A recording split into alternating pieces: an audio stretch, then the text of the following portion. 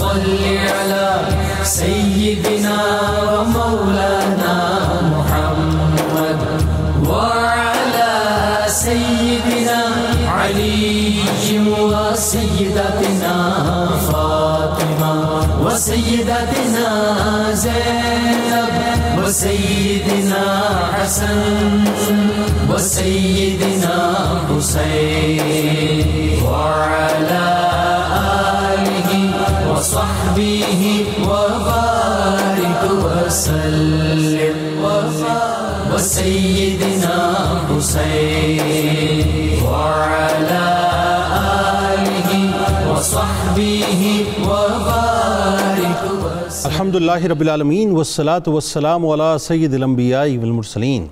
اللہم صلی علی سیدنا و مولانا محمد وعلی آلہ وصحابہ وبارک وسلم وصلی علیہ. دنیا کے تمام دیکھنے والوں کو، تمام چاہنے والوں کو، تمام پیار کرنے والوں کو، اور جہاں جہاں تک اس وقت میری آواز کو سنا اور مجھے دیکھا جا رہا ہے، جنید اقبال کی جانب سے انتہائی محبت کے ساتھ السلام علیکم. ایک بار پھر ناظرین، آپ کو پر نور صبح میں صبح نور کے ساتھ میں دل کی گہرائیوں سے خوش آمدید کہتا ہوں. اور آئیے بلا توقف چلتے ہیں حضرت ابو انیس محمد برکت علی علیہ الرحمہ کی تالیف اسماء النبی کریم صلی اللہ علیہ وآلہ وسلم سے رسول اللہ صلی اللہ علیہ وآلہ وسلم کا ایک اسم مبارک پڑھنے اور سننے کی سعادت حاصل کرتے ہیں. سیدنا دائم الزہدی صلی اللہ علیہ وآلہ وسلم، ہمارے سردار ہمیشہ زہد اختیار فرمانے والے، درود و سلام بھیجے اللہ آپ صلی اللہ علیہ وآلہ وسلم پر، آپ صلی اللہ علیہ وآلہ وسلم کی آل پاک پر اور صحابہ کرام رضوان اللہ تعالیٰ علیہم اجمعین پر. حضرت عمر فاروق رضی اللہ تعالیٰ عنہ بیان کرتے ہیں کہ حضور نبی کریم صلی اللہ علیہ وآلہ وسلم نے ارشاد فرمایا کہ اللہ بندوں میں سے بعض ایسے بھی ہیں جو نہ تو نبی ہیں نہ شہید، لیکن اللہ کے نزدیک قیامت کے دن ان کا جو درجہ ہوگا اسے دیکھ کر نبی اور شہید ان کی تحسین کریں گے. آپ صلی اللہ علیہ وآلہ وسلم نے فرمایا کہ وہ دنیا میں رہتے ہوئے دنیا سے کنارہ کشی کرتے ہیں اور اپنا تعلق اللہ سے جوڑے رکھتے ہیں. ناظرین کرام، آج ایک ایسی ہی ہستی کی بارگاہ میں ہم انشاءاللہ ہدیہ تہنیت پیش کریں گے کہ جنہوں نے یقیناً اپنا تعلق اللہ سے جوڑ کے رکھا اور ان کے ذریعے سے ہم نے اللہ سے تعلق جوڑ لیا. کراچی والے خاص طور پہ آج میرے ساتھ رہیں، کیونکہ کراچی کی شان، کراچی کی پہچان حضرت عبداللہ شاہ غازی رحمۃ اللہ علیہ کی بارگاہ میں انشاءاللہ آج ہم ہدیہ تہنیت پیش کریں گے. بات یہ ناظرین، اولیاء کرام اور صوفیاء عظام دور اول سے ہی ترویج اسلام و اشاعت دین کے لیے سرگرم عمل رہے. سندھ کی سرزمین، سندھ والے اس وقت سن رہے ہیں میری بات، سندھ کی سرزمین اس اعتبار سے بہت زرخیز ہے کہ یہاں اولیاء کرام کی آمد کا سلسلہ جاری رہا اور بہت سے اولیاء کرام سے سندھ دھرتی مزین و منور ہوئی. یہ وہی زمین ہے ناظرین جسے بر صغیر میں باب الاسلام کے نام سے یاد کیا جاتا ہے، جس باب الاسلام کو محمد بن قاسم علیہ الرحمہ نے 97 ہجری سے پہلے کھولا. یہ حضرت سچل سرمست رحمت اللہ علیہ کی سرزمین ہے. یہ حضرت سیدنا عثمان مروندی المعروف لال شہباز قلندر رحمت اللہ علیہ کی دھرتی ہے. یہ حضرت عبداللہ شاہ اصحابی رحمت اللہ علیہ جو ٹھٹا میں تشریف فرمائے مکلی کے قبرستان میں، یہ ان کی دھرتی ہے ناظرین. یہ حضرت شاہ عبداللطیف بھٹائی رحمت اللہ علیہ کی دھرتی ہے. یہ سید مسکین شاہ بخاری رحمت اللہ علیہ کی دھرتی ہے. یہ سندھ کے مسلح اول شاہ عنایت اللہ رحمت اللہ علیہ کی دھرتی ہے. یہ محقق اسلام مخدوم محمد ہاشم ٹھٹوی رحمت اللہ علیہ جو ٹھٹا میں تشریف فرما ہے، یہ ان کی دھرتی ہے. یہ قطب عالم شاہ بخاری رحمت اللہ علیہ کی دھرتی ہے جو کراچی میں تشریف فرما ہے. لیکن ناظرین اب جس طرف میں آپ کو لے کے جانا چاہتا ہوں بڑی توجہ طلب بات ہے. ان سے پہلے قرن اول کی جن عظیم ترین ہستیوں نے کم و بیش 138 ہجری میں سرزمین کو، یعنی اس سرزمین کو جسے ہم بر صغیر پاک و ہند کی سرزمین کہتے ہیں، خاص طور پر سندھ کی سرزمین کہتے ہیں، ایمان و کردار سے روشن کیا. ان ہزاروں قلوب کو جو کہ اس وقت تاریکی میں ڈوبے ہوئے تھے اس کو اسلام کے نور سے منور کیا. ان میں ایک نام حضرت عبداللہ الاشتر المعروف عبداللہ شاہ غازی رحمت اللہ علیہ کا ہے. ان کی ذات اقدس ہے، یعنی سندھ کی دھرتی اور کراچی کی یہ خوشبختی تھی کہ یہاں سب سے پہلے سادات کے مبارک قدموں کی آمد سے اسلام کا نور پھیلا. حضرت عبداللہ شاہ غازی رحمت اللہ علیہ سادات کے گھرانے کے وہ گل زیبا ہیں جن کی خوشبو نے ناظرین عرب و عجم کو محصور کر دیا، مکمل مکمل طور پہ مسحور بھی کر دیا اور یوں کہیے کہ اپنی گرفت میں بھی لے لیا۔ آپ 5ویں واسطے سے مولا کائنات مولا علی کرم اللہ وجہ الکریم کے بیٹے ہیں، حسنی حسینی سید ہیں، یعنی یوں کہیں کہ آپ مولا کائنات مولا علی کرم اللہ وجہ الکریم اور سید کائنات بی بی فاطمہ الزہرا سلام اللہ علیہا کے گلشن کے حسین پھول ہیں۔ سندھیوں کے بنجر دل کی زمین میں سب سے پہلے ناظرین حضرت عبداللہ شاہ غازی رحمۃ اللہ علیہ نے ہی اسلام کا جو نور تھا اس کا بیج بو دیا، پھر اس کی آبیاری کی اور محبت، اخوت اور بردباری سے دلوں کو گرمایا اور ایمان کی زرخیزی سے اسے روشناس کرایا۔ یہ آپ رحمۃ اللہ علیہ کے قدموں کا فیضان تھا کہ کراچی کی سرزمین، اب میں بڑی اہم ترین بات کرنے جا رہا ہوں ناظرین، اور یہ اہل نظر، اہل علم، اہل تصوف فرماتے ہیں کہ کراچی کی سرزمین جو ایک زمانے میں مچھیروں کی سرزمین کہلاتی تھی، آپ کے دم قدم کی برکت سے پاکستان کی معیشت کی ریڑھ کی ہڈی اور مین ریونیو جنریٹر بن گئی۔ آپ دیکھیں کہ آج 70% پاکستان کو کراچی ہی کما کے دیتا ہے۔ 1300 سال کی ناظرین قدیم تاریخ ظاہر ہے وہ اس وقت محو ہے، لیکن میں آپ کو ایک اہم ترین بات بتاؤں کہ گزشتہ ایک صدی کے معلوم ریکارڈز کے مطابق اس بات کی تصدیق ہوتی ہے کہ اس صدی میں کتنے ہی خطرناک سمندری طوفان نے کراچی کا رخ کیا، لیکن اچانک یہ طوفان اپنا راستہ بدل نکل گئے۔ گزشتہ صدی میں کراچی کے ساحل پر بہت سے طوفانوں نے حملہ کیا۔ مئی 1902، جون 1907، جولائی 1944، جون 1964، دسمبر 1965، مئی 1985، نومبر 1993، جون 1998، مئی 1999، مئی 2001، اکتوبر 2004، جون 2007، نومبر 2009، جون 2010، نومبر 2010، اکتوبر 2015 کے وہ مہینے ہیں جب کراچی کی جانب خطرناک ترین طوفان جسے سائنسی زبان میں سائیکلون کہتے ہیں آنے کی پیش گوئی کی گئی۔ لیکن وہی بات ہے کہ ناظرین یہی کہا جاتا تھا کراچی اب ڈوبا، تب ڈوبا، اب ڈوبا، تب ڈوبا، مگر بعد میں کوئی بھی طوفان کراچی سے نہیں ٹکرایا بلکہ اپنا رخ بدل کے ٹھٹا بلوچستان یا گجرات کے ساحلوں پر نکل گیا۔ یعنی شدت ہوتی تھی لیکن وہ شدت ہونے کے باوجود بھی کراچی محفوظ رہتا تھا۔ اہل نظر یہ کہتے ہیں کہ یہ حسنی حسینی سید کا فیضان ہے، یہ اللہ کا فضل ہے کراچی والوں پر کہ اللہ تبارک و تعالیٰ نے ایک ایسی چوکھٹ کی چوکی سجا کے رکھی ہے کراچی میں کہ جس نے سمندر کے تمام طوفانوں سے کراچی والوں کو محفوظ رکھا ہے۔ آج بنیادی طور پہ انہی کی بارگاہ میں ہم ہدیہ تہنیت پیش کریں گے۔ 3 شخصیات موجود ہیں جو یقیناً کسی تعارف کی محتاج نہیں۔ پہلی شخصیت ممتاز عالم دین محترم جناب علامہ محمد احمد برکاتی صاحب، دوسری شخصیت ممتاز عالم دین محترم جناب ڈاکٹر شبیر احمد جامی صاحب، تیسری شخصیت ممتاز اسکالر محترم جناب پروفیسر سعید رضا بغدادی صاحب، اور آخر میں انشاءاللہ منقبت کا نذرانہ محمد فیصل نقشبندی صاحب پیش کریں گے۔ آپ تینوں احباب کو السلام علیکم اور خوش آمدید۔ علامہ صاحب آپ سے آغاز کرتے ہیں حضرت عبداللہ شاہ غازی رحمۃ اللہ علیہ کا بنیادی تعارف، خاندانی تعارف، فضیلت، فضائل، خصائص۔ بسم اللہ الرحمن الرحیم۔ قل لا اسألکم علیہ اجرا الا المودۃ فی القربہ، صدق اللہ العظیم۔ آج کا جو پروگرام ہے وہ ایک عظیم المرتبت مجاہد فی سبیل اللہ، جو مجاہد بھی تھے، غریب الدیار اور غریب الوطن مسافر بھی تھے، مبلغ بھی تھے اور محدث بھی تھے، اللہ، اور اس کے ساتھ ساتھ سب سے بڑا شرف آپ کا کہ اہل بیت اطہار کے اس عظیم خاندان کے سرسبد گل تھے۔ سبحان اللہ۔ یہ نام نامی اسم گرامی جو تمام سندھ والوں کے لیے نہیں بلکہ پورے پاکستان اور سارے ہند والوں کے لیے اللہ کا فضل و کرم ہے۔ حضرت شیخ اسماعیل حقی رحمۃ اللہ علیہ نے جو تفسیر روح البیان شریف میں بیان کیا ہے کہ حضرت سیدنا نوح علیہ نبینا علیہ السلام کے فرزندوں میں سے 2 فرزندوں کے نام، ایک کا نام ہند تھا اور ایک کا نام سندھ تھا، تو انہی کے ناموں پر یہ علاقوں کے نام جو ہیں وہ بنے ہیں، یا یوں کہہ لیں کہ انہی کی برکت سے یہ علاقے آباد ہوئے۔ ٹھیک، تو یقیناً جو نبیوں کی اولاد کی نسبت سے آباد ہوئے ہیں تو ان کو امام الانبیاء کی اولاد پاک نے مزید 4 چاند لگا دی اور اسلام کی درخشانی عطا کر۔ سبحان اللہ، سبحان۔ حضرت سیدنا عبداللہ شاہ غازی رحمۃ اللہ تعالی علیہ، آپ نسباً حضرت امام علی مقام سیدنا امام حسن پاک علیہ السلام کی اولاد پاک میں سے ہیں، ٹھیک، اور اس کے ساتھ ساتھ اس میں حسینی رنگ بھی ہے۔ آہا، آپ کے والد محترم ان کا نام حضرت محمد نفس الزکیہ، اور یہ وہ عظیم المرتبت ہستی ہیں کہ جن کے دست مقدس پر امام مالک نے بھی بیعت کی تھی، امام اعظم ابو حنیفہ نے بھی بیعت کی۔ سبحان اللہ، سبحان اللہ۔ ان کے والد گرامی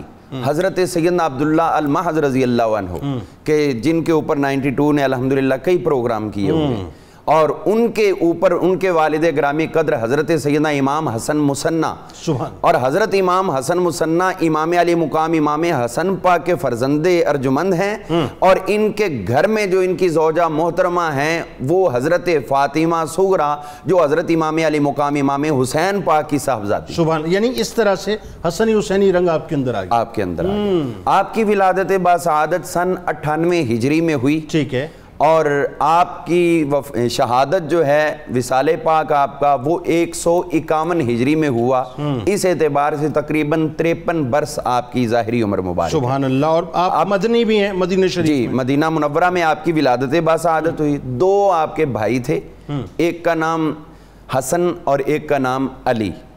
آپ کی اولاد امجاد کا جو ذکر ملتا ہے اس میں ایک آپ کے لخت جگر ہیں جن کا نام ہے محمد، اور انہی کی نسبت سے آپ نے اپنی کنیت ابو محمد رکھی. سبحان اللہ. ان کے آگے 5 بیٹے ہوئے ہیں، حضرت محمد کے 5 بیٹے ہوئے ہیں، تو امام حسن پاک کی تمام نسل پاک جو ہے وہ انہی سے ہی آگے جاری و ساری ہوئی ہے. تو اس اعتبار سے نسل حسنی اور رنگ حسینی یہ دونوں آپ ہی کے ذریعے یہ چیزیں چلی ہیں، اور نہ صرف چلی ہیں بلکہ اہل پاکستان، اہل ہند اور سندھ کے اوپر یہ ان کا سب سے بڑا فیضان. سبحان اللہ. اچھا، یہ بات بڑی خاص ہے، اور یہ میں چاہتا ہوں کہ اس میں تھوڑا سا ہم رک کے ذرا سا کلام بھی کریں کہ یہ اہل سندھ اہل ہند پہ تو یقیناً کرم ہے، لیکن اس کرم کو ہم بھی اس نگاہ سے دیکھیں کہ جو اہل بیت کی محبت ہے اس کے علاوہ ہمارے پاس کوئی چارہ ہے نہیں، وے آؤٹ نہیں ہے. یہی ہے جو کچھ بھی ہے، ابتدا بھی ہے، انتہا بھی ہے. جی بالکل اسی طرح ہے، اور یہ شرف ہے ہم لوگوں کے لیے.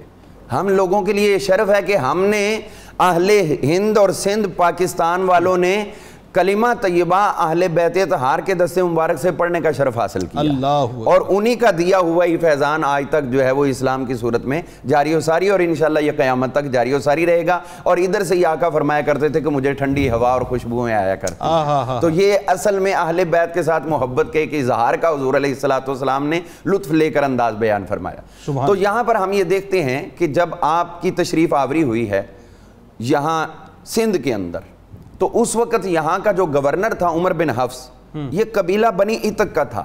اچھا. اور قبیلہ بنی عتق وہ ہے کہ جس قبیلے سے اسلام کے لیے بڑے بڑے مجاہد پیدا ہوئے. اچھا. جن میں اور وہ مجاہدین جن کا اہل ہند سندھ سب کے اوپر بڑا فیضان رہا.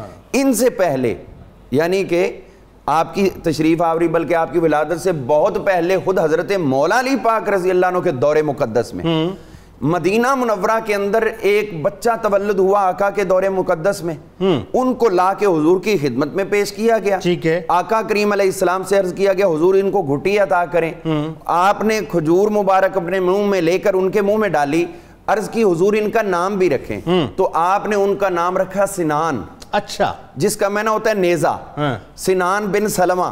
ٹھیک ہے. تو یہ وہ جن کو حضور نے نیزہ اسلام کے لیے قرار دیا تھا، جب ان کی جوانی آئی، دور مولا علی المرتضیٰ شیر خدا آیا، تو آپ نے افغانستان خراسان کی طرف فتوحات کرنے کے لیے یہی قبیلہ بنی عتق کے سنان بن سلمہ تھے جن کو مقرر کیا. اچھا.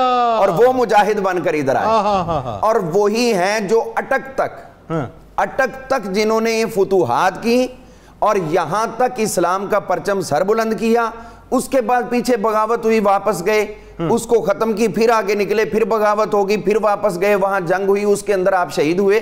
پشاور کے قریب اصحاب بابا کے نام سے آپ کا مزار مقدس موجود ہے. اچھا، اس کا مطلب یہ ہوا، بات آگے جا کے آنی ہے، ظاہر ہے میں نے آگے پوچھنی ہے، لیکن ایک بات جو میں اس ربط میں سمجھنا چاہتا ہوں وہ یہ کہ عمر بن حفص، اس کا مطلب یہ ہے کہ اسی وجہ سے اہل بیت کے محبین میں شامل تھے کہ وہ اندر بلڈ جو ہے وہ مولا کائنات کی جو تربیت تھی یا فیضان تھا وہ اس کا نظر آ رہا ہے. سبحان اللہ. اچھا، ایک بات اور بتائیے ذرا، اب یہ ابتدائی حالات ہیں، یعنی باب الاسلام ظاہر ہے اس کا ڈور تو کھل چکا ہے نا، محمد بن قاسم علیہ رحمہ وہ دروازہ کھول چکے ہیں. اب بات یہ کہ سادات میں آپ پہلی ہستی ہیں جو سندھ میں تشریف لائے. لیکن ایک جو کمال بات جو میں سمجھنا چاہتا ہوں وہ یہ ہے کہ آپ یہ دیکھیے کہ قدرت کی کیسی بنت ہے کہ اللہ تبارک و تعالیٰ نے سادات کو مختلف جگہ مختلف اسباب کے تحت بھیجا تاکہ فیضان سبھی حاصل کرتے رہیں، کوئی مایوس نہ رہے، محروم نہ رہے. ایسے ہی ہے جی، جس طرح آج ہم بات کرتے ہیں نا جی، یہ تو میڈیا کا دور آ گیا. آج سے 100 سال پیچھے چلے جائیں، جب مکہ اور مدینہ محبتیں بیان کی جاتی تھی تو لوگوں کا دل مچلتا تھا ان کے دیدار کے لیے. تو اب جب آقا کریم علیہ السلام کا مقام، مرتبہ اور شرف بیان کیا ہے تو لوگوں کا دل مچلتا ہے آپ کے دیدار کے لیے. تو وہ جو حضور علیہ السلام کی نسل پاک ہے، تیری نسل پاک میں ہے بچہ بچہ نور کا۔ تو یہ جہاں جہاں سادات گئے اصل میں نور مصطفیٰ لے کر گئے اور اسی کی ضیاءپاشیاں اور کرنیں وہ لوگوں کے دلوں میں پھیلاتے رہے اور لوگوں کے دلوں کو منور کرتے رہے۔ یہ جدھر جدھر بھی سادات گرامی گئے ہیں، جب وہاں اسلام کی بات کی جاتی تھی تو لوگ تڑپتے تھے بھی صاحب اسلام کیسے ہوں گے، تمہاری نگاہیں ان کو تو نہیں دیکھ سکتی، آؤ ان کی اولاد کا۔ کیا بات ہے ڈاکٹر صاحب، اب ذرا سے بات آگے بڑھاتے ہیں۔ سادات نے جس انداز سے اعلاء کلمت الحق کیا، یہ دیکھیں یہ ایک ایسی بات ہے کہ جس میں میرا خیال ہے کہ آج ہمیں غور کرنے کی بہت زیادہ ضرورت ہے کہ کوئی کمپرومائز نہیں کیا، نہ جھکے، نہ ڈرے، نہ خوف محسوس کیا۔ جو حسنی حسینی سیدوں نے کام کیا ہے میرا خیال ہے وہ رہتی دنیا تک ایک نظیر ہے۔ فرمائیے۔ بسم اللہ الرحمن الرحیم۔ بہت خوبصورت باتیں ہو رہی ہیں۔ پہلے تو ایک حدیث مبارکہ کو دیکھیں، پھر اس کے تناظر میں بات آگے کرتے ہیں۔ حضور نبی اکرم صلی اللہ علیہ وسلم نے فرمایا، میری امت ہمیشہ ہدایت پر رہے گی اگر دو چیزوں کو مضبوطی کے ساتھ تھامے رکھے۔ سبحان اللہ۔ ایک تھا قرآن مجید اور دوسرا تھا سنت نبوی۔ اللہ۔ دوسری جگہ آپ نے ارشاد فرمایا کہ میری امت ہمیشہ ہدایت پر رہے گی اگر وہ دو چیزوں کو تھامے رکھے گی، ایک تھا قرآن اور دوسرا تھا اہل بیت۔ اللہ۔ تو اس کا مطلب یہ کہ ہم دوسرے لفظوں میں کہہ سکتے ہیں کہ سنت ایک نظریہ تھا اور اہل بیت اس کا پریکٹیکل تھا۔ سبحان یعنی اللہ۔ حضور نبی اکرم صلی اللہ علیہ وسلم نے جس طرح قرآن کے تحت سنت کو لازم و ملزوم کیا، ویسے قرآن کے ساتھ اہل بیت کو بھی لازم و ملزوم کر کے سمجھا دیا کہ ہمیشہ آپ کو حق اور سچ اور آپ کو دین کا صحیح رنگ باقی جگہوں سے تو ملنے کے امکانات رہیں گے، لیکن اہل بیت سے ہمیشہ کھرا اور سچا سودا ملے گا۔ یعنی یوں کہہ لیجئے کہ حق کے ساتھ کنیکٹیویٹی میں جہاں قرآن کا کردار ہے وہاں اہل بیت جو ہیں وہ آپ کو سمجھ لیجئے مزید اس میں بوسٹر لگا دیں گے، بنیادی کردار۔ پھر اسلام کی جامعیت اور تمامیت، اس کے بارے میں اگر میں وہ روایت لے آؤں، بڑی خوبصورت ہے، روایتیں تو ساری خوبصورت ہیں۔ حضرت عمر رضی اللہ تعالی عنہ حج کے موقع پر تو ایک یہودی آپ کو آ کر ملا کہ آپ کے قرآن کے بارے میں جو ایک آیت اندر ہی نازل ہوئے، ہم تو بڑے حیران ہوئے، الیوم اکملت لکم دینکم واتممت علیکم نعمتی ورضیت لکم الاسلام دینا۔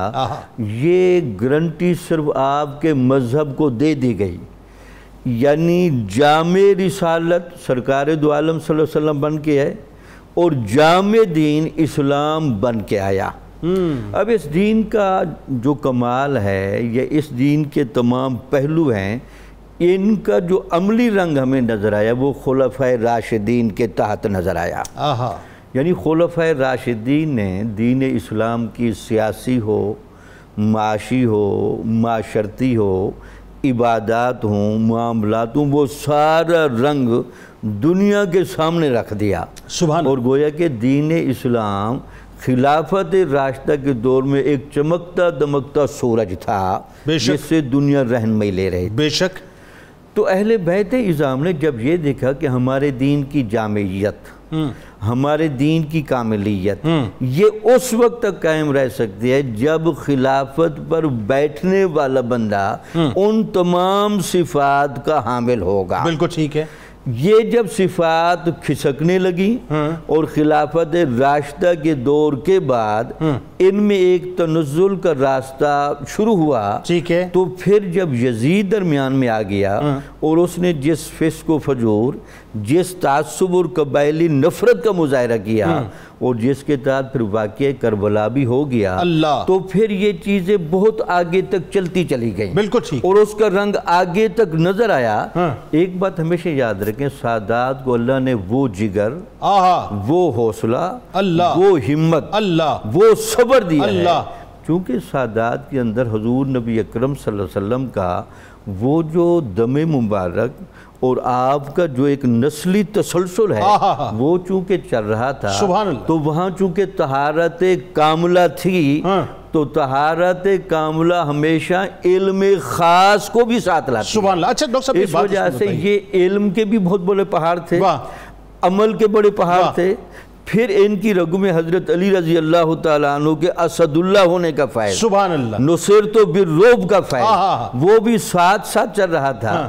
اس کے بعد جب انہوں نے دیکھا کہ یہ بادشاہ جو ہیں عدالتوں کے ذریعے، معاشرے کے ذریعے اس اسلام کی جامعیت کے رنگ کو توڑ رہے ہیں، اور اسلام صرف مسجدوں میں اور گلی محلوں میں تو نظر آتا ہے لیکن اسلام کا وہ جامع رنگ نظر نہیں آتا، تو یہ سمجھتے تھے کہ اس جامع رنگ کی ہم نمائندگی کر سکتے ہیں۔ بالکل ٹھیک۔ تو لہٰذا اس جگہ پر انہوں نے بڑا اعلائے کلمت الحق کیا، یعنی اعلائے کلمت الحق کرنے کی 3 جگہیں ہوتی ہیں۔ ٹھیک ہے۔ ایک جگہ تو یہ ہے کہ آپ اسلام کا جو نظام تقوی ہے ٹھیک ہے، اس کی نمائندگی کر کے دکھائیں، بالکل ٹھیک، وہ ائمہ اہل بیت کا ہر فرد بالکل کرتا صحیح۔ تھا۔ اس کے بعد دوسرا تھا نفس شیطان اور دنیا کے جنجال سے بندہ بچ کے دکھائے، اس کے بھی وہ بڑے ماہر تھے۔ اس کے علاوہ اسلام جہاں سرکاری طور پر، سیاسی طور پر اور مجاہدانہ اعتبار سے کمزور پڑ رہا ہے، تو ان جگہوں پر بھی انہوں نے بڑا کردار ادا کیا۔ ایک ڈاکٹر صاحب میں جو بات اس میں سمجھنا چاہ رہا تھا، یہ جو حسنی رنگ ہے خاص طور پر، دیکھیں حسینی رنگ کا تو یہ خاصہ رہا نا کہ کربلا میں جس انداز سے حق کا جو پیغام بلند ہوا ہے، لیکن حسنی رنگ میں جو یہ پیغام بلند ہو رہا ہے یہ ایک بالکل مختلف بات ہے۔ تاریخ کے اوراق میں ایسا رنگ جو ہے وہ دیگر جگہوں پہ نظر نہیں آیا، خاص طور پہ جو ہے وہ اپنا نفس زکیہ رضی اللہ تعالیٰ عنہ کے حوالے سے جو نظر آتا ہے۔ لگتا یہ ہے کہ اللہ تعالیٰ نے ان نفوس قدسیہ کو جو جو صلاحیتیں وہب کی ہوئی ہیں اسی کے اعتبار سے ان کا دائرہ اور ذمہ داری بھی بتائی جاتی ہے۔ جہاں اخفاء چل رہا ہے وہاں یہ جذبہ تیار کیا جا رہا ہے، اور جہاں بالکل جذبہ ظاہر ہو رہا ہے وہاں بھی ایک دوسرے کے ساتھ موافقت اور تائیدات چل رہی ہیں۔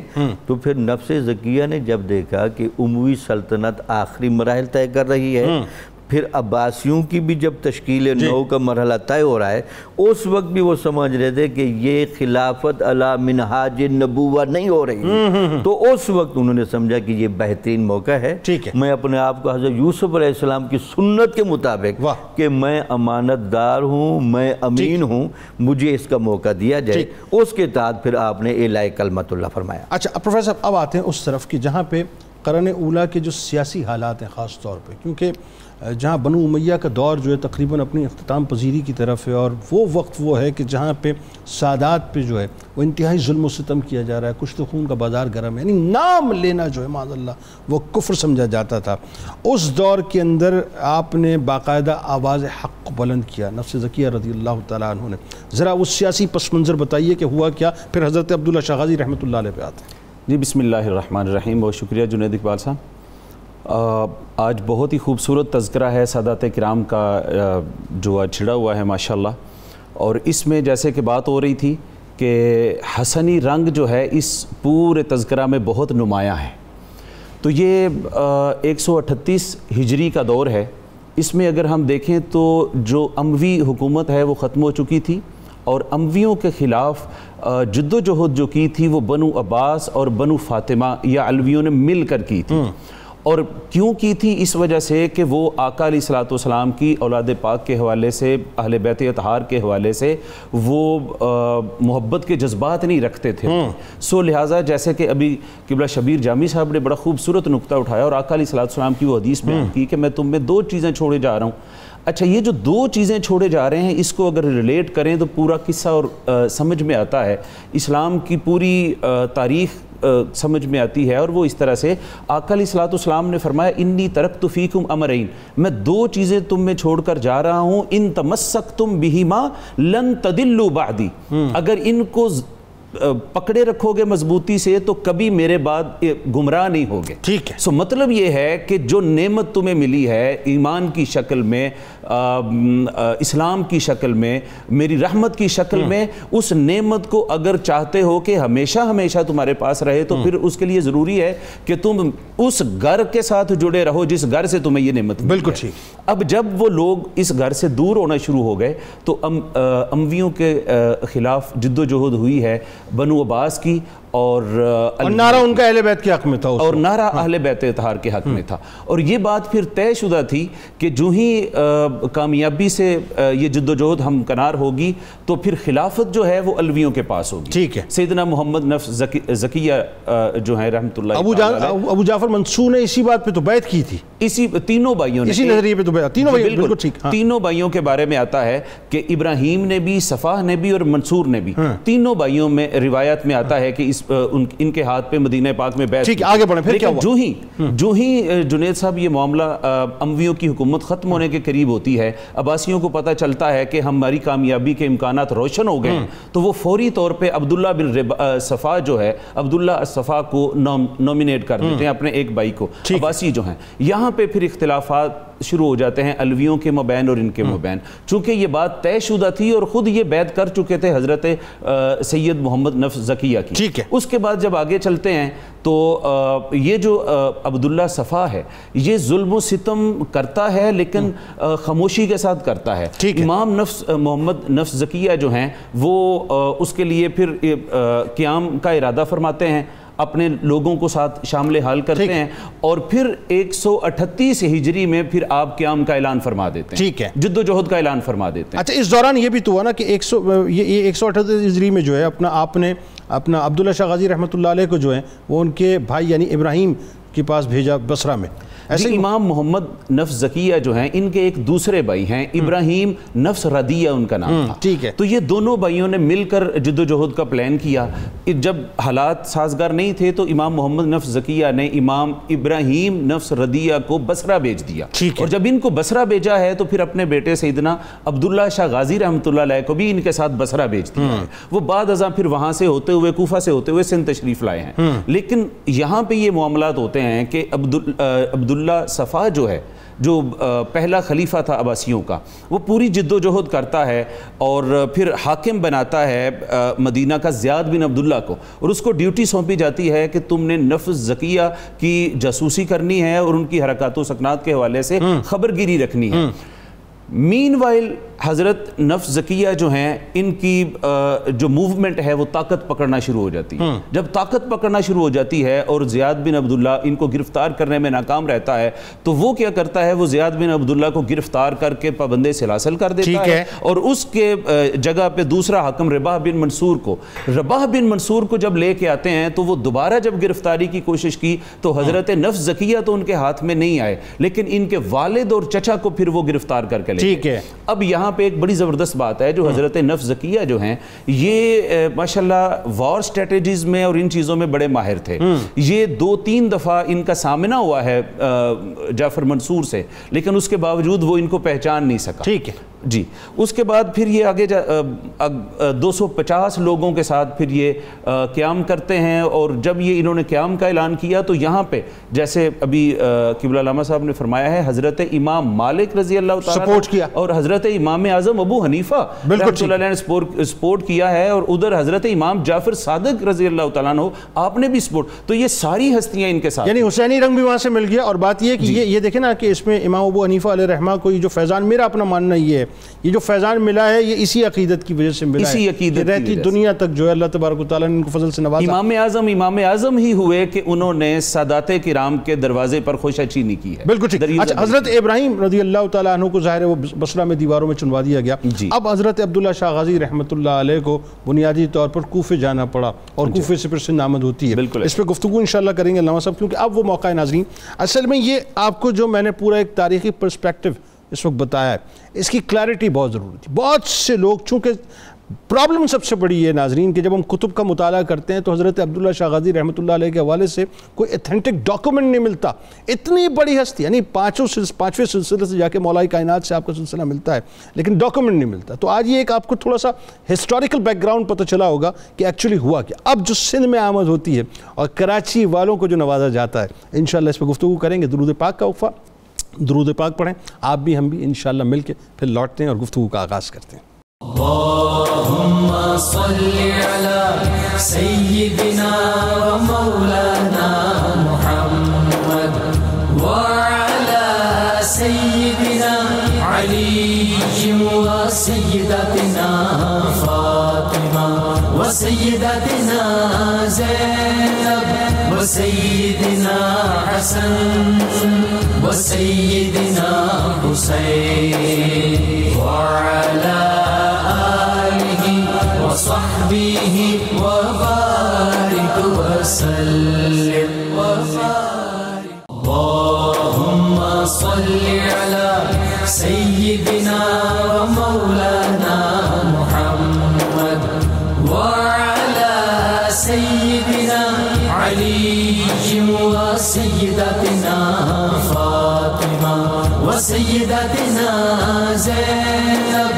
وسيدنا حسن وسيدنا حسين وعلى آله وصحبه وبارك وسلم وسيدتنا فاطمة وسيدتنا زينب وسيدنا. ایک بار پھر ناظرین میں آپ کو خوش آمدید کہتا ہوں. حضرت سیدنا عبداللہ شاہ غازی رحمۃ اللہ علیہ کی بارگاہ میں ہدیہ تہنیت پیش کر رہے ہیں اور دو کالرز اس وقت ہمارے ساتھ ہیں. ام سلمہ صاحبہ ٹاؤن سے شریف ہے. السلام علیکم. وعلیکم السلام. کیا حال ہے؟ جی شکر خدا کا. بہن آپ ٹھیک ہیں؟ جی الحمدللہ. میرے سوال کا جواب دیں کہ حضرت فاطمہ رضی اللہ تعالیٰ عنہا صرف آپ کی سگی اولاد تھی یا حضرت ام کلثوم، ام رقیہ اور حضرت زینب بی بی رضی اللہ عنہا آپ کی سگی اولاد تھی یا وہ حضرت خدیجہ رضی اللہ تعالیٰ عنہا کے سابقہ شوہر سے تھی؟ اچھا بالکل ٹھیک ہے، آپ کو بتلاتے ہیں. بہت شکریہ آپ نے ہمیں جوائن کیا. اور اس میں علامہ صاحب سوال یہ ہے کہ حضرت ام کلثوم سلام اللہ علیہ، حضرت رقیہ سلام اللہ علیہ، حضرت بی فاطمہ زہرا سلام اللہ علیہ یہ تھا، اور حضرت زینب سلام اللہ علیہ، یہ ایکچولی جو اولاد پاک تھیں حضرت خدیجہ الکبریٰ سلام اللہ علیہ کی تھیں یا کن کی تھیں؟ نہیں، یہ یقیناً انہی کی ہی اولاد پاک تھی اور اہل تشیع اہل تسنن سب کی متفقن علیہ امہات الکتب ان کے اندر یہی تذکرہ ملتا ہے. یہ اصل میں کچھ چوتھی صدی ہجری کے بعد جا کر یہ کوئی باتیں نکالی گئیں، اس طرح بھی وہ نہیں تھی یہ نہیں تھی.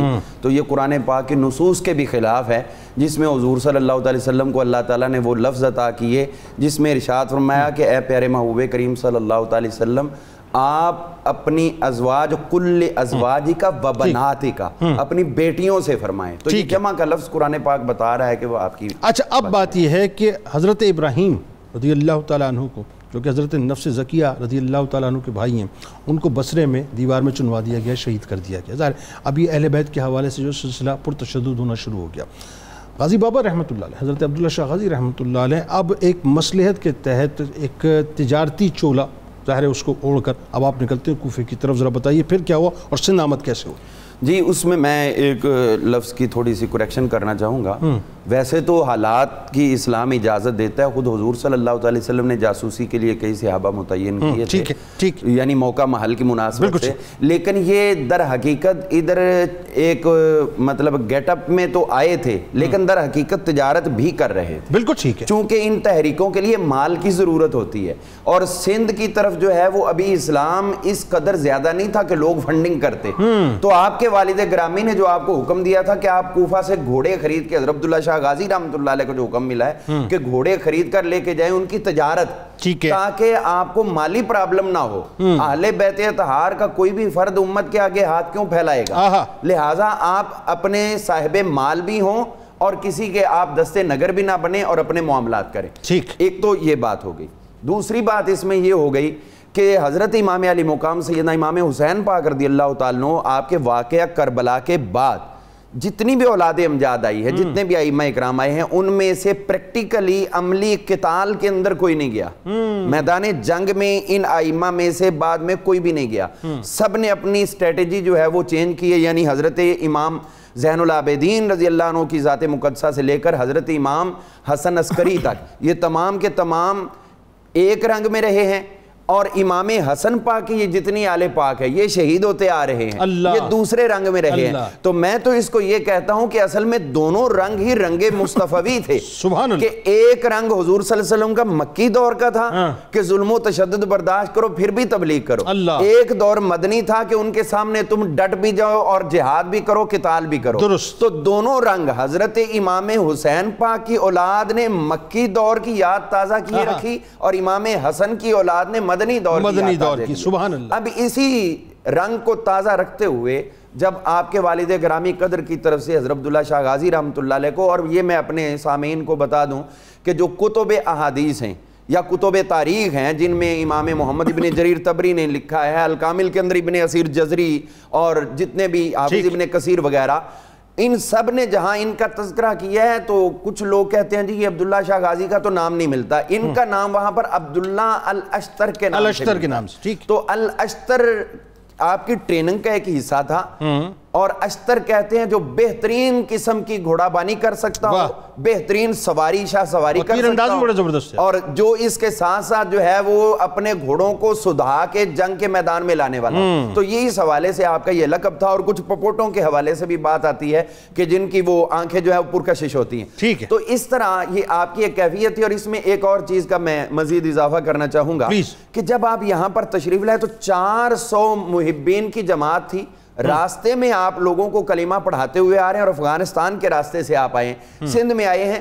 تو اس وقت جو ابھی ہماری گفتگو یہاں پر پہلے ہو چکی ہے کہ یہ جتنے لوگ ادھر آئے تھے بنو عباس، میں سمجھتا ہوں کہ ایک چیز ایسی ہوئی تھی جس کی طرف توجہ کم ہو گئی، اور اسی چیز نے یہ سارے کا سارا معاملہ چینج کر کے رکھ دیا، اور وہ یہ تھا کہ حضرت محمد نفس الزکیہ رحمۃ اللہ علیہ آپ تمام معاملات کو کنٹرول کر رہے تھے، لیکن ایک چیز کی آپ نے جو کم توجہ فرمائی وہ تھا کہ فوج کو یوٹیلائز کرنے کے لیے یہ ابو العباس صفا وغیرہ ان کو آگے کر دی، انہوں نے وہ فوج پوری اپنے کنٹرول میں، ابو مسلم خراسانی وغیرہ انہوں نے رکھ کے پھر اپنے مقاصد میں استعمال کر کے اپنی حکومت کو قائم کر لیا۔ اگر یہ بھی براہ راست اسی طرح ان کو چلاتے رہتے تو ان کا تو کوئی حصہ ہی نہیں تھا بنو عباس وغیرہ کا اس پورے معاملے کے اندر، کیونکہ جتنا بھی امت مسلمہ نے سپورٹ کیا تھا، محض یہ جتنے ائمہ کے نام بھی آ رہے ہیں سب نے سپورٹ کیا تو محض اہل بیت اطہار کی وجہ سے، اصل تحریک ہی وہی تھی نا، وہ تو جالسازی انہوں نے کی۔ اور امام اعظم کو دیکھیں جتنا مال آپ نے خرچ کر دیا، اپنی تمام دولت دے دی، اور اس کے بعد پھر آپ کو برداشت بھی کرنا پڑا، آپ کو جیل کے اندر جو ہے وہ موت ہوئی۔ اب اس میں اب یہ جو 20 افراد لے کے پہلے یہ کوفے سے چلے اور اس کے بعد ظاہر آتے آتے 400 ہو گئے، سندھ آپ پہنچ گئے، کیا ہوا یہ بتائیے؟ جی جب یہاں پر سندھ میں آئے تو یہاں کا جو گورنر تھا اس وقت، ابھی ہم اس کا ڈسکشن کر چکے ہیں، بنو عتق قبیلے کے، وہ انتہائی محب اہل بیت تھے، بہت زیادہ پیار کرنے والے۔ انہوں نے کہا حضور یہ سارا علاقہ ہی آپ کا ہے، میں تو ادھر آئی آپ کے لیے ہوں، تو آپ کو یہاں پر تبلیغ کی اجازت تھی، کوئی رکاوٹ نہیں تھی، آپ نے دونوں رنگ رکھے، یہاں تبلیغ بھی فرماتے رہے، مسلمان بھی کرتے رہے، اور یہ 138 ہجری سے لے کر 151 ہجری تک یہ سلسلہ رہا 12 سال کا۔ اس کے بعد اس کے ساتھ ساتھ یہ چیز ضرور ہوئی کہ اہل بیت کی محبت اتنی پھیل چکی تھی کہ جب ادھر سے آیا نا کہ ان کو گرفتار کر کے بھیجو تو انہوں نے کہا بھی یہ مسلمان تو مسلمان ہے، ادھر رنگ ذرا دیکھو، آپ نے وہ ہندو راجہ کے پاس بھیج دیا، اور وہ ہندو ہونے کے باوجود اتنی محبت اتنی عقیدت کر رہا ہے کہ اپنی صاحبزادی آپ کے نکاح میں پیش۔ اچھا اس میں ایک روایت یہ بھی آتی، یہیں سے میں تھوڑا سا چاہ رہا ہوں بات کو آگے بڑھاؤں، کہ جو آپ نے طرز تبلیغ اپنایا، جو رنگ آپ نے اپنایا، وہ سرکار مدینہ صلی اللہ علیہ وآلہ وسلم کی سنتوں کی اصل پیروی کرتے ہوئے رنگ مصطفیٰ صلی اللہ علیہ وآلہ وسلم کے انداز میں جو آپ نے تبلیغ کی ہے، وہ ذرا بتائیے کہ عمر بن حفص جو ہے اس کو یہ حکم تھا، وہ گورنر سندھ تھا کہ جی آپ کو کسی طرح سے گرفتار کر لیں، لیکن وہ آپ کا اسیر ہو گیا، بتائیے ذرا اس کے بعد کیا کچھ ہوا؟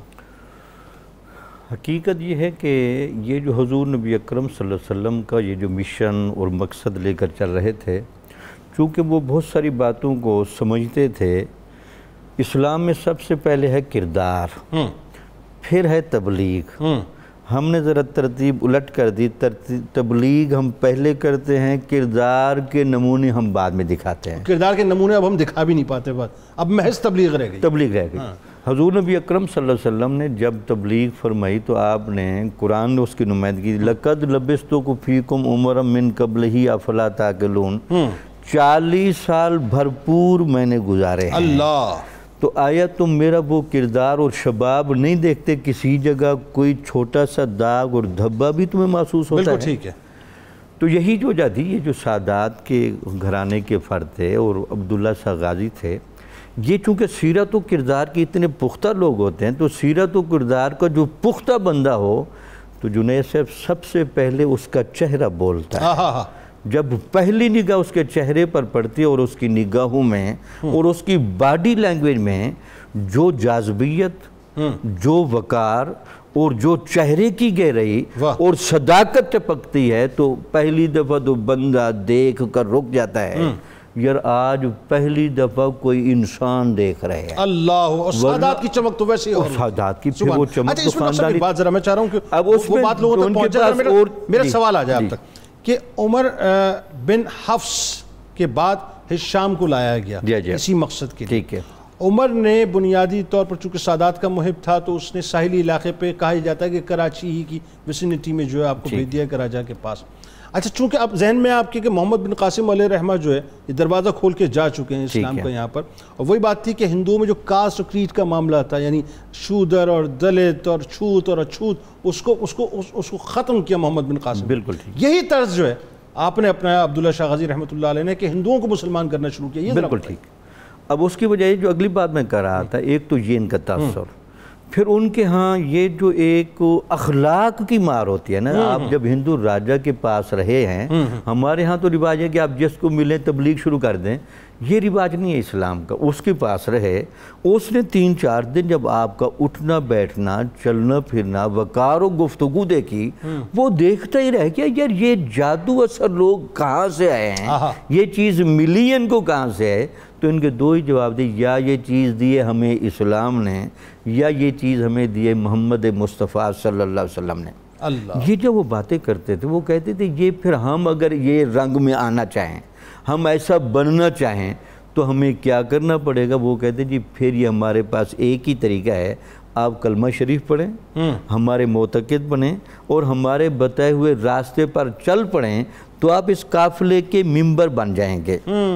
تو اس وجہ سے ایک جملہ میں اکثر کہتا ہوں یہاں آپ کی موجودگی میں، کوئی بندہ کفر پر ضدی نہ ہو اور ازلی بدبخت نہ ہو، وہ کسی کامل ولی کو دیکھ لے تو وہ مسلمان ہونے پر مجبور ہو جاتا ہے. سبحان اللہ. پروفیسر صاحب یہ جو موقع ہے کہ جہاں پہ ہشام بھی آپ کا اسیر ہو گیا، یعنی وہاں سے ابو منصور جو ہے مستقل اس بات پہ بضد تھا کہ آپ کو معاذ اللہ گرفتار کیا جائے اور گرفتار کر کے آپ کو بھیجا جائے، اور یہاں معاملہ یہ ہے کہ پہلے عمر اسیر ہوا، پھر ہشام اسیر ہوا، یعنی وہ سب محب اہل بیت بن گئے. اب سوال یہ یہاں پہ پیدا ہوتا ہے کہ شہادت کا پھر واقعہ کیسے ہو گیا کہ جب ہندو مسلمان ہو رہے تھے، لوگ آپ کی محبتوں میں جوک در جوک آ رہے تھے، اور وہاں حکومت کو اس بات کا خوف تھا کہ کہیں ہماری حکومتیں ہل نہ جائیں. شہادت کے بارے میں بتائیے. سادات کرام کے حوالے سے آقا علیہ الصلوۃ والسلام کی نگاہ نبوت دیکھ رہی تھی اور آپ نے بانپ لیا تھا. اسی وجہ سے وہ حدیث مبارکہ پہلے پیش کی جا چکی ہے کہ حضور نے فرمایا کہ ان کا خیال رکھنا اور دامن پکڑے رکھنا. اب اس کے ساتھ اگر آپ اٹیچ کرتے ہیں پورے قرآن پاک میں دیکھیں تو جتنے انبیاء کرام نے اپنی دعوت کے نتیجے میں ایک جملہ بولا ہے کہ قُلْ لَا أَسْأَلُكُمْ عَلَيْهِ أَجْرًا، کہ ہم آپ سے اس پر کسی اجر کے طلبگار نہیں ہیں. صرف اور صرف آقا علیہ الصلوۃ والسلام نے اس جملے میں ایڈیشن کیا ہے، اور وہ بھی اللہ رب العزت کی طرف سے کہ اے حبیب آپ فرما دیں کہ لا أَسْأَلُكُمْ عَلَيْهِ أَجْرًا إِلَّا الْمَوَدَّةَ فِي الْقُرْبَى، میں بھی کسی اجر کا طلبگار نہیں ہوں اس نعمت کے دینے پر، لیکن میں اپنے اہل بیت اطہار کی مودت تم سے چاہتا ہوں. اب یہ مودت کا جو سلسلہ تھا، چونکہ جب حضرت عبداللہ شاہ غازی پھر اسی طرح شہید ہوتے ہیں، یہ عباسی ان کے پیچھے لگتے ہیں، ہشام خود معتقد ہو جاتا ہے، اس کے بھائی آ کے پھر دوسرا قافلہ فوج آتی ہے، ان کو شہید کرتے ہیں. اور پھر آپ دیکھیں کہ ائمہ اہل بیت جو ہیں وہ آپ کو دنیا بھر میں سکیٹرڈ نظر آتے ہیں. جملہ جو یہ پوری نسل پاک ہے آقا علیہ السلام کی اولاد پاک، ان کے ساتھ عباسیوں نے ظلم و ستم روا رکھے ہیں، اور آپ دیکھیں گے کہ یہ سارے کے سارے مدینہ پاک میں مدفون نہیں ہیں، یہ مختلف جگہوں پہ ہیں. بے وطن صرف علی ہیں یا علی کے بیٹے. اللہ. اچھا یہاں جو حضرت عبداللہ شاہ غازی رحمۃ اللہ علیہ، جب ظاہر ہے یہ بالکل ایک ایسا تصادم ہوا ہے کہ جس کے بارے میں تاریخیں بتاتی ہے کہ نہ چاہتے ہوئے یہ شہادت ہو گئی ہے. مثال کے طور پہ جس وقت مطلب یہ آرڈر تھے کہ جی ظاہر ہے ان کو مطلب گرفتار کیا جائے، اور گرفتار نہیں ہو رہے تھے، اور آپ جنگل شکار کی غرض سے نکلے تھے اور اچانک آمنا سامنا ہوا ہے سیفا کا، وہ ذرا سا واقعہ بتائیے. اس طرف سے تو میں سمجھتا ہوں حضرت عبداللہ شاہ غازی رحمۃ اللہ علیہ کی طرف سے تو نیت نہیں تھی جنگ کی، یہ تو ڈیفینیٹلی شکار کے لیے نکلے تھے، مگر ادھر سے نیت پوری تھی کہ شہادت ہو جائے، اور پھر شہادت کے بعد بعض روایات میں مختلف چیزیں آتی ہیں کہ ایک روایت میں یہ بھی آتا ہے کہ شاید آپ کا سر اقدس جو ہے وہ منصور کے پاس لے جایا گیا۔ بہرحال اس کو اگر ہم دیکھتے ہیں تو 41 ہجری میں امام حسن مجتبی سلام اللہ علیہ آپ کو بھی آپ مدینہ پاک میں زہر دے کے شہید کیا گیا۔ پھر اس کے بعد آگے دیکھتے ہیں امام زین العابدین 94 ہجری میں مدینہ پاک میں ان کا وصال ہے، لیکن امام محمد باقر جو استاذ الائمہ فی الحدیث ہیں ان کو بھی 114 ہجری میں ان کے گھوڑے کی زین کے اوپر زہر لگا کے ان کو شہید کیا گیا۔ پھر امام جعفر صادق علیہ السلام جو ہیں وہ جملہ محدثین اور ائمہ تصوف کے امام ہیں، ان کو زہر آلود انگور دیے گئے، اس سے ان کی شہادت ہوتی ہے۔ آپ چلتے جائیں امام موسیٰ کاظم رحمۃ اللہ علیہ السلام کو دیکھیں کہ ان کا مدفن جو ہے پھر وہ مدینہ پاک میں نہیں ہے، پھر وہ بغداد شریف میں ہے، اور صرف یہی نہیں، امام تقی جو ہیں وہ ان کے ساتھ یہاں پہ مدفون ہیں۔ پھر امام علی رضا آپ دیکھیں کہاں مدینہ طیبہ اور کہاں مشہد مقدس ایران، پھر آپ یہاں پہ تشریف لائے۔ تو یہ جملہ ائمہ کرام جو ہیں یہ جو بنو عباس کی ریشہ دوانیوں کی وجہ سے انہوں نے ہجرت کی ہے، دونوں وجوہات کی بنیاد پر، تبلیغ دین کے لیے بھی،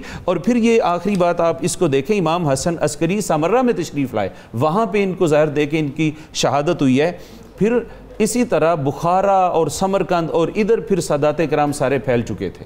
یہ اچ شریف میں جو حضرت جلال الدین سید جلال الدین شاہ سرخ پوش رحمۃ اللہ علیہ ہیں، یہ بھی اگر ہم دیکھتے ہیں تو ناظرین کرام یہ بھی بخارا سے تشریف لائے تھے، یہ انہی بزرگوں میں سے تھے۔ تو ائمہ اہل بیت جو تھے وہ اسی طرح تبلیغ دین کے لیے بھی اور ان کے عطاب سے بچنے کے لیے بھی سفر کرتے رہے۔ غازی بابا کیوں کہتے ہیں ان کو؟ جی غازی اسی لیے کہ آپ میں دونوں رنگ ہیں، ہاں شہید ہوئے ہیں تو شہادت ہے، اور اس سے پہلے کی بھی تمام زندگی پریکٹیکلی جہاد کے اندر گزری۔ بالکل ٹھیک ہے۔ اور اس میں ایک جملہ میں اور بھی ایڈ کرنا چاہوں گا حضرت عبداللہ شاہ غازی رحمۃ اللہ علیہ کے حوالے سے، کہ حضرت سیدنا عبداللہ شاہ غازی رحمۃ اللہ تعالی علیہ جو امام حسن پاک کی اولاد میں سے ہیں، ہمیں کتنے اور حسینی نظر آتے ہیں ہند سندھ کے اندر، لیکن حسنی نام انہی کا سب سے بڑا۔ سبحان اللہ، بہت شکریہ آپ لوگ تشریف لائے۔ ناظرین کرام آخر میں ایک کلیئرٹی بہت ضروری ہے، میرا خیال ہے یہ ریلیونٹ پروگرام ہے کہ آج اس پہ بات ہو جائے۔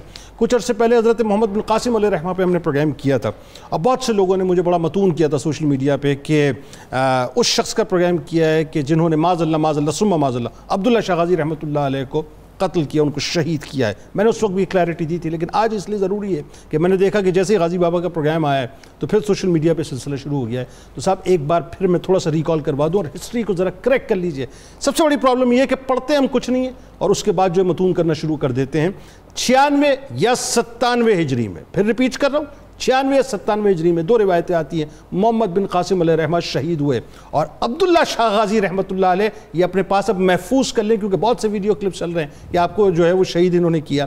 آپ 98 ہجری میں مدینہ شریف میں پیدا ہوتے ہیں، تو یہ کیسے ممکن ہے کہ جو پیدا ہی نہیں ہوا وہ آنے والے کو آنے سے پہلے شہید کر دے؟ اس ہسٹری کو تھوڑا سا کریکٹ ہو جانا چاہیے۔ ناظرین کرام آئیے آپ کو لیے چلتے ہیں کتاب الشفا کی جانب، لیکن اس سے پہلے آپ کو بتاؤں کہ ملک معروف شناخت جناب فیصل نقشبندی صاحب ہمارے ساتھ موجود ہیں، آپ کو خوش آمدید، السلام علیکم۔ اور کتاب الشفا میں دل کی تیز دھڑکن کا علاج آپ کے سامنے پیش کرتے ہیں کہ اگر کسی شخص کی دل کی دھڑکن تیز ہو تو کوئی دوسرا شخص 300 بار سورہ رحمان پڑھ کر پانی پر دم کرے اور وہ پانی مریض کو پلائیں، اور یہ عمل 6 دن تک جاری رکھیں۔